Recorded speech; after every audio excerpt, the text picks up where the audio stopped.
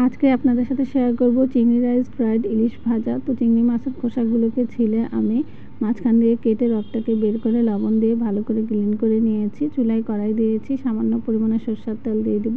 আপনারা পছন্দ অনুযায়ী সরষের তেল দিয়ে নিতে পারেন। তো এখানে 1 কাপ পেঁয়াজ কুচি, 4টি রসুনের কোয়া গরম তেলে দিয়ে দিলাম। দিয়ে নেড়েচেড়ে ভেজে নিব।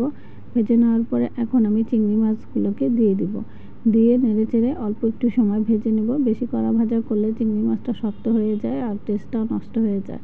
তো ভেজে নেওয়ার পরে এখন আমি চিংড়ি মাছটাকে তুলে নিব। আর এদিকে আমি বাটির মধ্যে 2টি ডিম ভেঙে নিয়েছি আর কাঁটা চামচ দিয়ে কুসুমটাকে ভেঙে নেড়েচেড়ে মিশিয়ে দিলাম। এখন আমি কড়ার মধ্যে দিয়ে দিলাম ভাজা পেঁয়াজের মধ্যে। আর আমার কড়াইটা ছোট হয়ে গিয়েছে, বড় একটি কড়ার মধ্যে আমি নিয়েছি।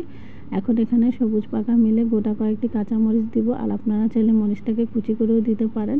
তো ঝালের পরিমাণটা আমি কম দিব বলে গোটা দিয়েছি। আর মটরশুঁটি স্বাদ মতো লবণ দিয়ে আবার একটু নেড়েচেড়ে ভেজে নেব।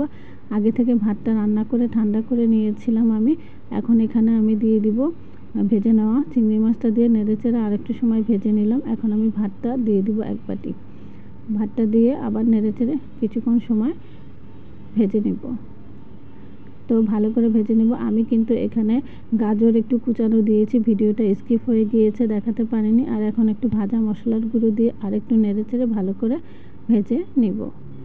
তো এখন এদিকে ইলিশ মাছ ভাজাটাও কমপ্লিট হয়ে গিয়েছে।